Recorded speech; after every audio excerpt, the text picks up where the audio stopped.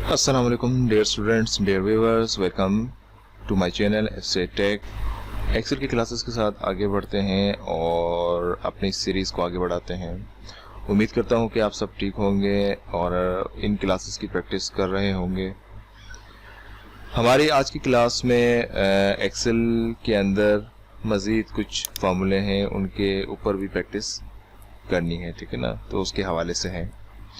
तो आज हमने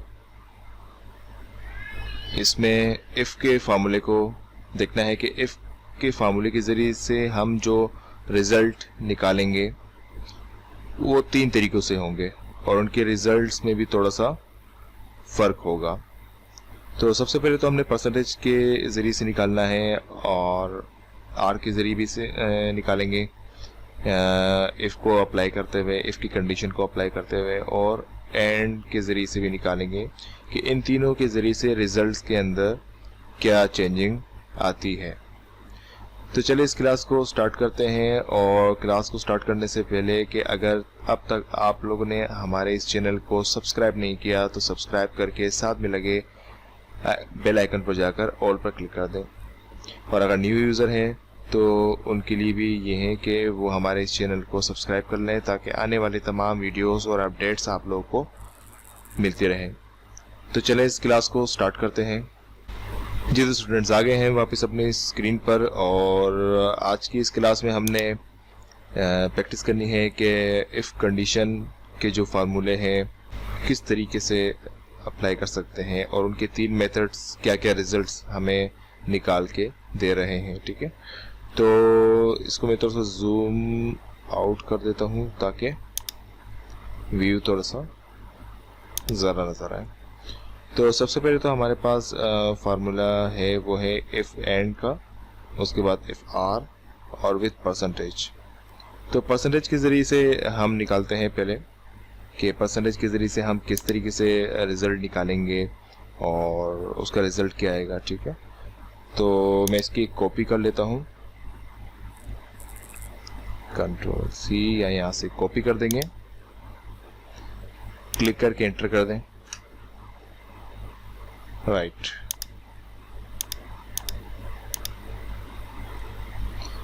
अब यहाँ पर हम रिज़ल्ट के इस सेक्शन को डिलीट कर देते हैं कीबोर्ड के ज़रिए से। अब यहाँ पर सबसे पहले हम लगाते हैं विथ परसेंटेज, कि परसेंटेज के ज़रिए से हम किसी रिज़ल्ट को किस तरह से अखज़ करेंगे, ओके, यानी कि निकालेंगे कि रिज़ल्ट्स किस तरह से निकलते हैं, ठीक है ना। तो सबसे पहले हमने क्या करना है, इक्वल लगाना है, उसके बाद हमें इफ़ लिखना है कि अगर परसेंटेज इस वक्त कौन से सेल में है, इस वाले सेल में है, ठीक है। अक्सर स्टूडेंट सेल्स की पहचान नहीं रखते हैं, तो सेल्स जैसे ही एरिया चेंज होता है तो सेल्स का एड्रेस वो भी चेंज होते रहते हैं, ठीक है। तो इस बात का ख्याल रखना है कि अगर वहाँ पर मैंने ये फार्मूला लगाए हैं तो ये एड्रेस उसके सेल के हिसाब से है, ठीक है, राइट। तो ये हमने सेलेक्ट कर दिया है परसेंटेज, कि परसेंटेज जो है वो मोर देन इक्वल 33 से अबव हुआ तो कोमा, इन्वर्टेड कामास ओपन, तो उसे हम पास के कैटेगरी में रखेंगे, ठीक है ना। Inverted comma close, comma close. इसके बाद एक और कंडीशन है, अगर वो पास की कंडीशन में नहीं हुआ तो उसे फेल के कैटेगरी में रखेंगे, ठीक है ना। तो इन्वर्टेड कोमा क्लोज करने के बाद हमने क्या करना है, इसे ब्रैकेट क्लोज करके एंटर कर देना है। तो आप देख रहे हैं कि ये पास आ गया है। क्यों? क्योंकि इसके जो परसेंटेज है वो 33 से अबव है, 78.58। इसको मैं ड्रैग कर देता हूँ, ठीक है। तो ये तमाम के तमाम ही पास है क्योंकि इनके जो परसेंटेज है वो 33 से अबव ही है, ठीक है ना। तो अब मैं किसी के परसेंटेज को कम करके शो करता हूँ। फॉर एग्जांपल यहाँ पर 33 है तो मैं यहाँ पर कर देता हूँ 32.1, तो ये फेल कंसीडर किया जा रहा है, ठीक है। तो वो इस सेल के हिसाब से उस डेटा को निकाल देगा जो कि हमने उसको कंडीशन दी है, ठीक है ना। एक दूसरी बात कि अक्सर स्टूडेंट्स जो है वो गलती कर जाते हैं, वो क्या है कि इक्वल का निशान नहीं लगाते। कि अब मैं चाहता हूं कि 33 भी फेल आए, यानी कि 33 से लेकर इससे पीछे जितने भी नंबर आएंगे वो तमाम के तमाम ही फेल हो, तो इक्वल को हटा देंगे। तो अब हम देखेंगे कि पिछले वाले उसमें वो 33 को पास कंसीडर किया जा रहा था, लेकिन यहाँ पर 33 को भी फेल ही कंसीडर किया जाएगा, ठीक है ना। तो इक्वल का मतलब है कि 33 को पास किया जाए और उससे ऊपर वालों को पास किया जाए।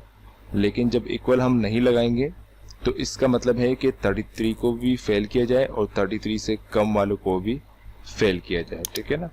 तो ये इन दोनों में फ़र्क है, राइट।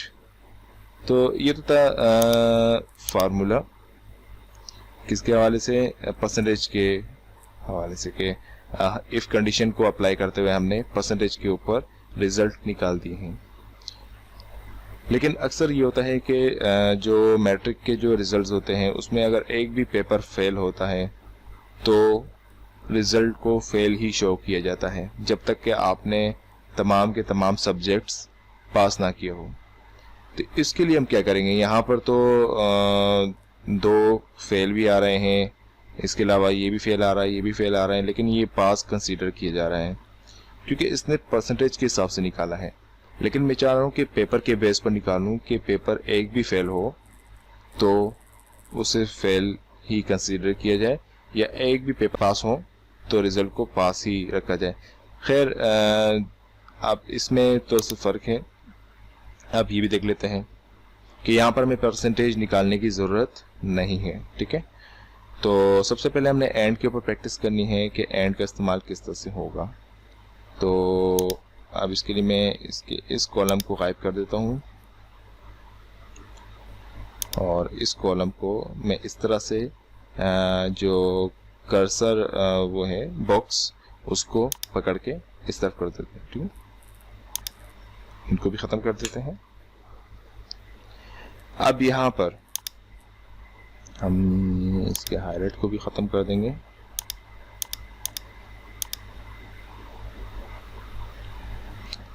अब यहाँ पर रहते हुए हमने आर का फॉर्मूला अप्लाई करना है, ठीक है। तो आर के लिए हमने क्या करना है, हर एक पेपर को कंडीशन में लाना है, ठीक है। तो यहाँ पर लगाएंगे एफ टैप आर टैप, फिर उसके बाद पहला वाला पेपर अगर मोर देन इक्वल 33 से अबव हुआ, ठीक है ना, फिर उसके बाद कोमा लगाएंगे, फिर ये वाला मोर देन इक्वल 33, फिर उसके बाद कोमा, फिर ये वाला पेपर मोर देन इक्वल 33, फिर कोमा, फिर ये वाला पेपर SST मोर देन इक्वल 33। यानी इस तरीके से इस कंडीशन को रिपीट करते जाएंगे और तमाम पेपर्स को रिकॉर्ड में लाएंगे, ठीक है ना। तो उसके बाद आ रहा है इंग्लिश का paper more than equal 33 comma, फिर उसके बाद फिर नेक्स्ट पेपर, फिर उसके बाद मोर देन इक्वल 33, फिर कोमा, फिर उसके बाद ड्राइंग, इसके मोर देन इक्वल 33, ठीक है, कोमा, ऑलराइट,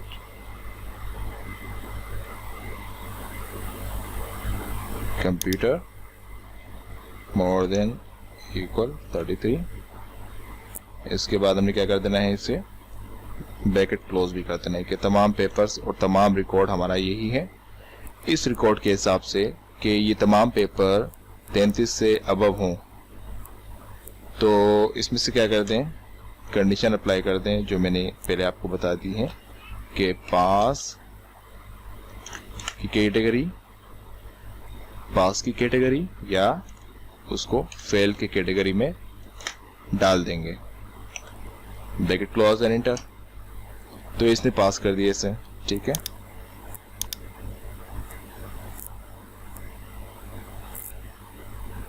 अब इसमें आपको एक अजीब सा मंतक नज़र आएगा कि इस कंडीशन में अगर एक भी पेपर पास होगा तो वो पास ही कहलाएगा, लेकिन ऐसा होता नहीं है रूल के हिसाब से, ठीक है ना।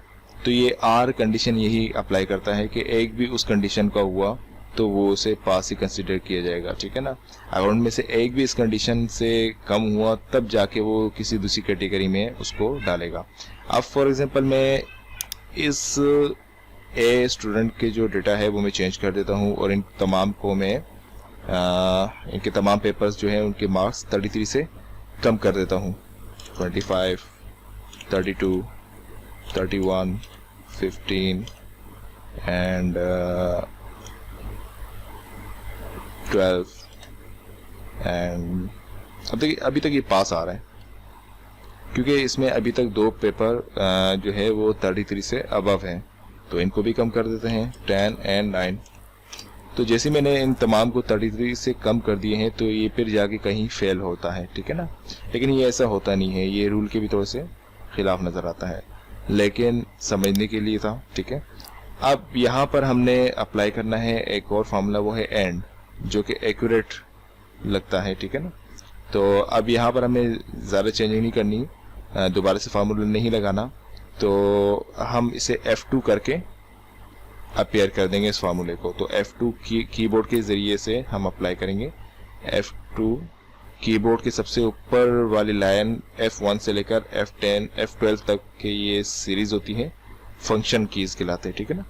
तो F2 प्रेस करेंगे। अब यहाँ पर और की जगह पर हम लगा देंगे एंड। जी हाँ, तो अब हम जाके देखते हैं इसे और ड्रैग कर देते हैं। तो देखिए ये तीनों फेल आ रहे हैं जो कि पहले पास आ रहे थे। इन तीनों में एक भी पेपर अगर 33 से कम हुआ तो वो उसे फेल कर देगा, ठीक है ना। तो ये एक्यूरेट फार्मूला है रिजल्ट के हवाले से, रिजल्ट के मुताबिक बिल्कुल परफेक्ट रिजल्ट बताएगा, ठीक है ना। तो अब यहाँ पर मैं इन्हें पास कर देता हूँ, जैसे कि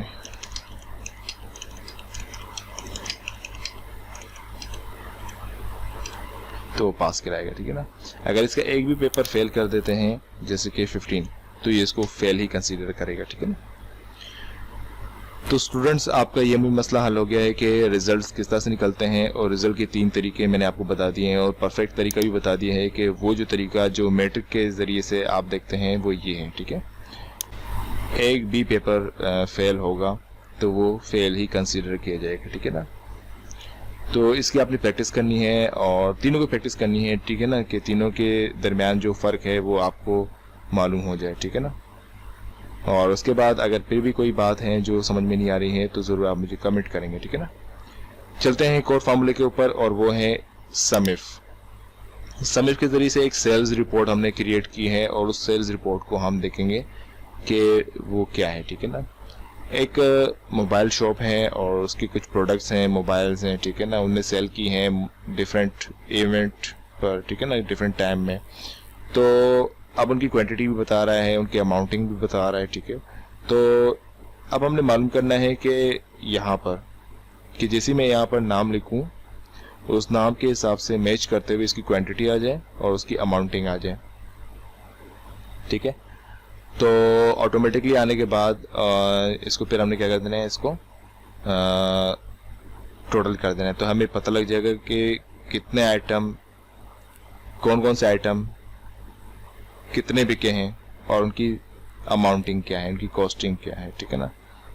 तो निकालते हैं इस रिपोर्ट को, इसकी एक मैं कॉपी कर देता हूँ।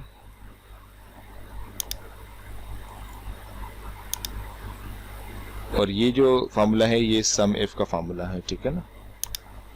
तो एंटर करेंगे, इसको यहाँ पर कर देते हैं।